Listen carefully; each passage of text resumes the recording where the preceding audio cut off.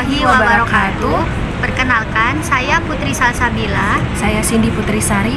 Kami dari kelompok 10 akan menjelaskan tentang konsep pendapatan. Pengertian pendapatan. Yang pertama adalah menurut IAI dalam PSAK nomor 23, pendapatan adalah arus masuk bruto dari manfaat ekonomi yang timbul dari aktivitas normal perusahaan selama suatu periode, bila arus masuk itu mengakibatkan kenaikan ekuitas yang tidak berasal dari kontribusi penanam modal.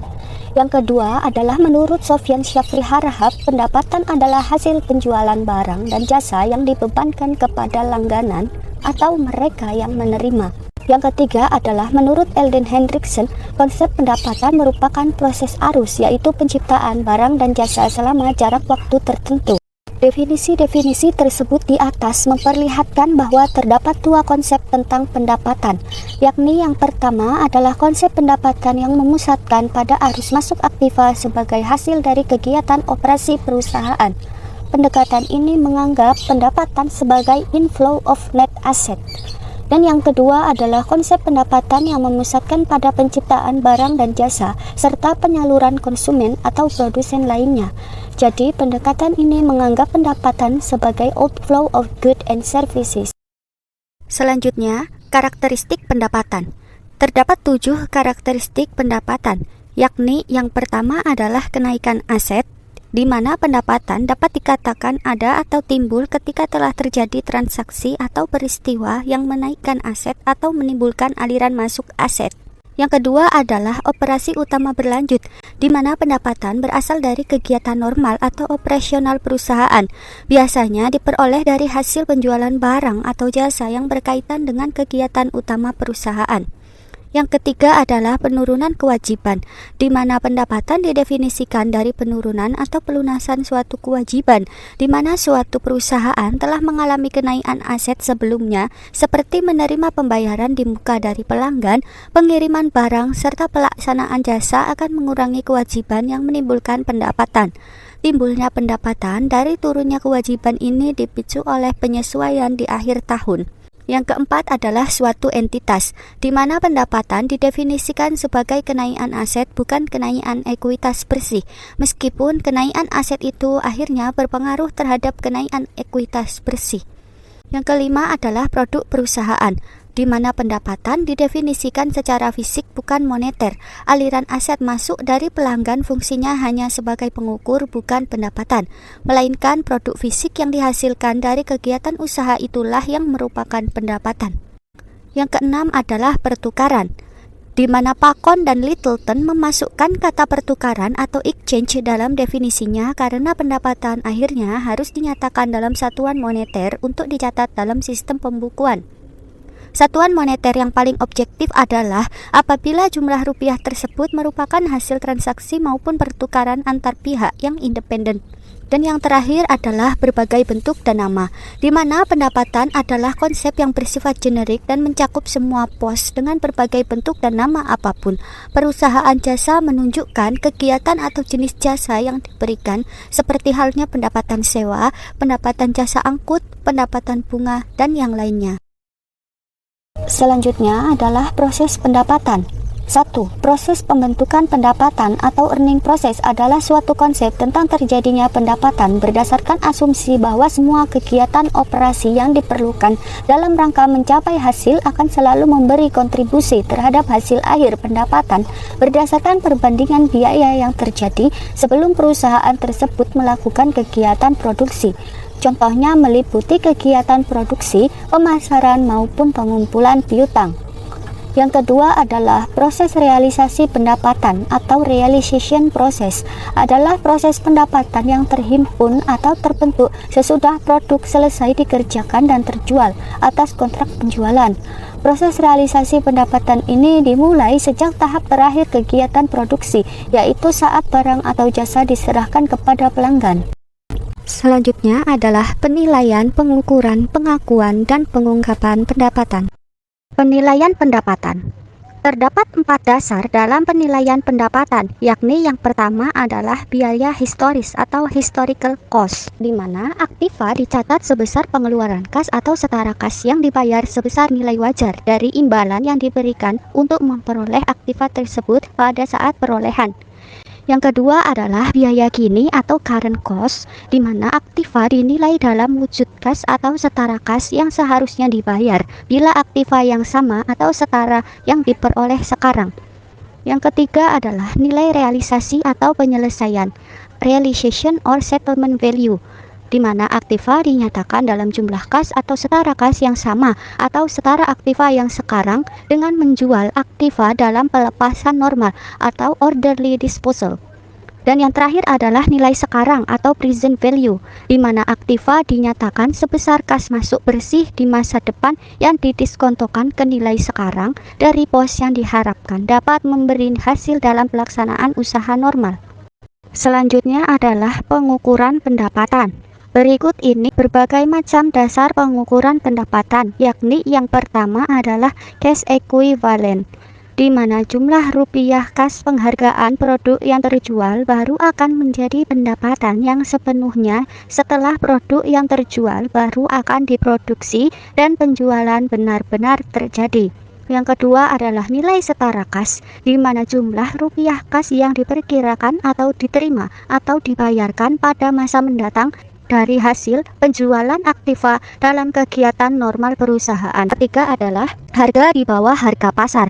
Harga pasar yang berlaku sekarang tetap nilainya di bawah harga semula.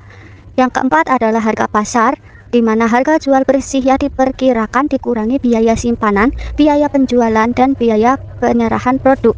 Dan yang kelima adalah harga kesepakatan. Harga yang merupakan kesepakatan dengan pelanggan dari setiap jumlah rupiah penjualan yang disepakati dengan pelanggan.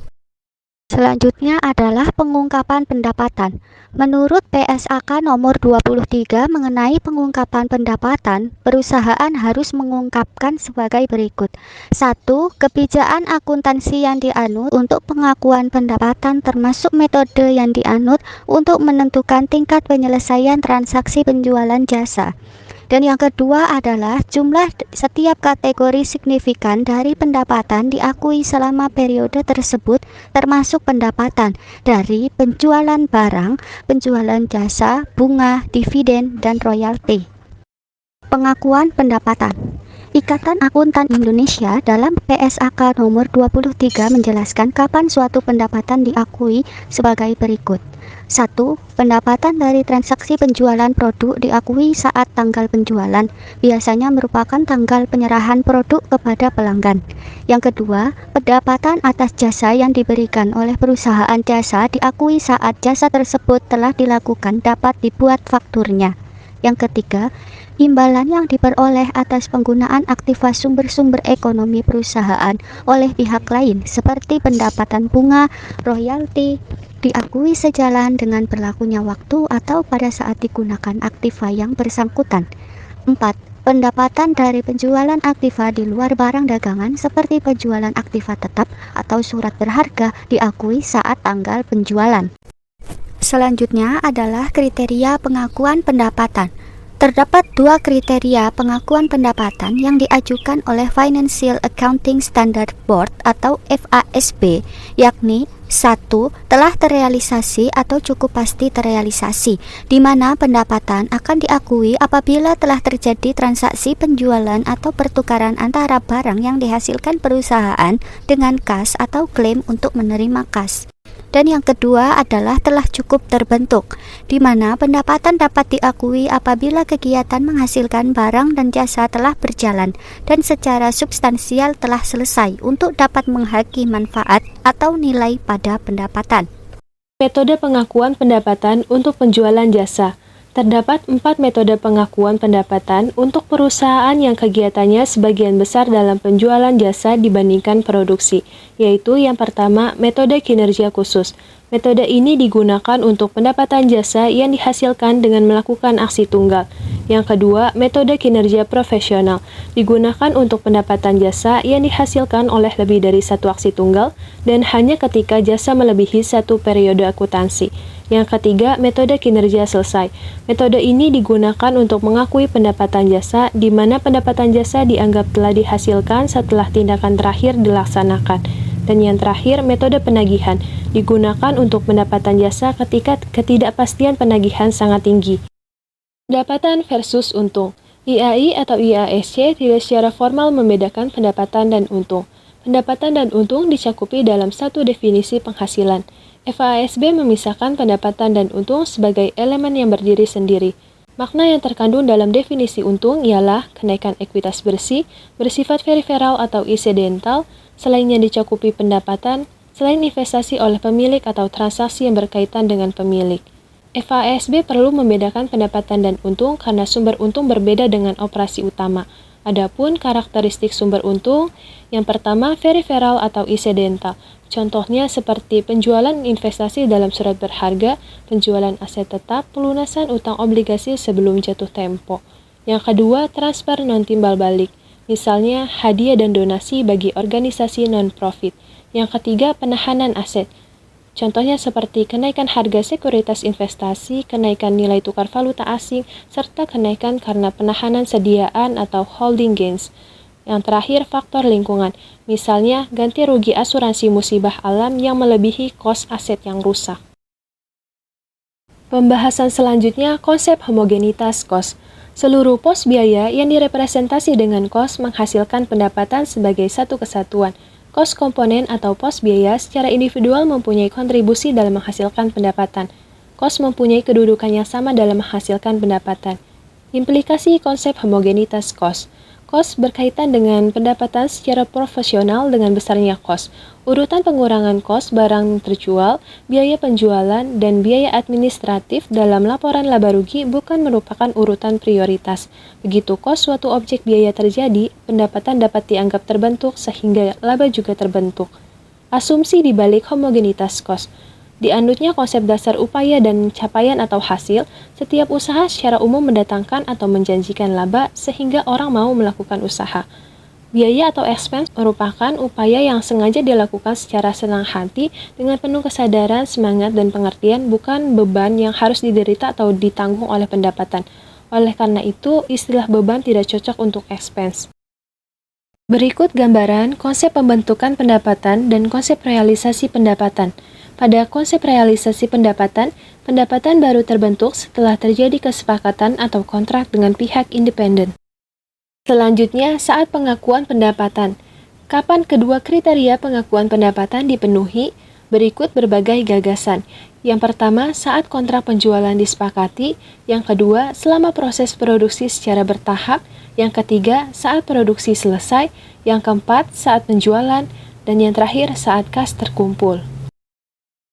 Terdapat berbagai masalah pengakuan selama proses produksi dan masalah pengakuan saat penjualan. Ada 3 masalah pengakuan selama proses produksi. Yang pertama, akresi, yaitu pertambahan nilai akibat pertumbuhan fisik atau proses alamiah lainnya.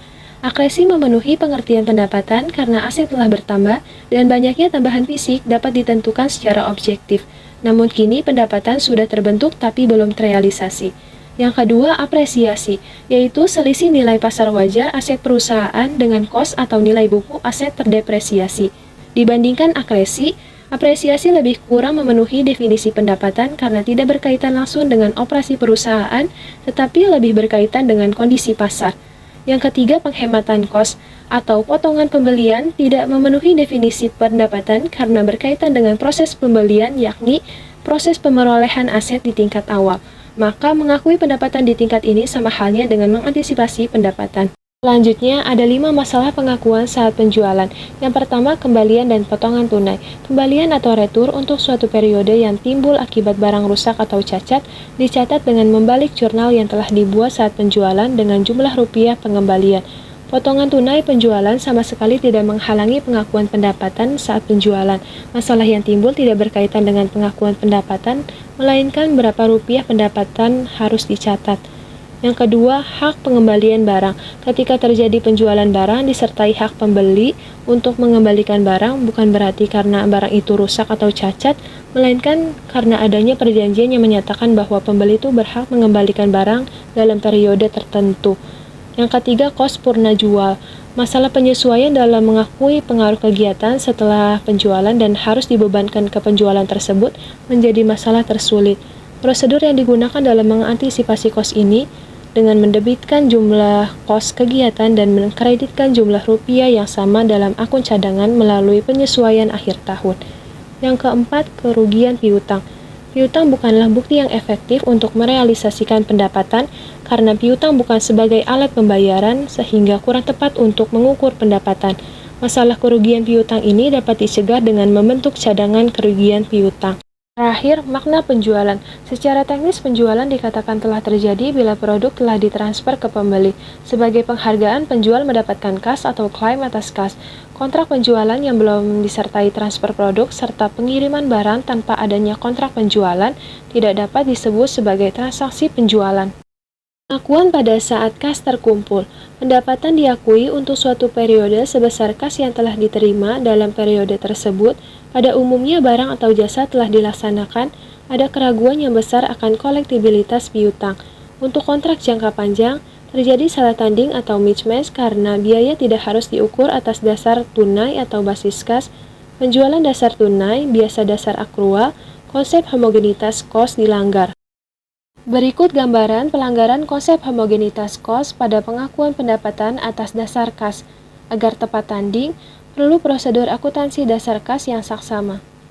Saat pengakuan penjualan jasa, sejalan dengan pengakuan pendapatan pada perusahaan perdagangan atau pemanufakturan, pedoman umumnya yang pertama, saat jasa telah dilaksanakan atau dikonsumsi, yang kedua, selama proses pelaksanaan secara bertahap, yang ketiga saat pelaksanaan jasa selesai sepenuhnya, dan yang terakhir saat kas terkumpul. Selanjutnya, prosedur pengakuan pendapatan. Kebijakan akuntansi perusahaan yang menetapkan kapan suatu penjualan dianggap secara teknis telah terjadi sehingga memicu pencatatan jumlah rupiah penjualan tersebut.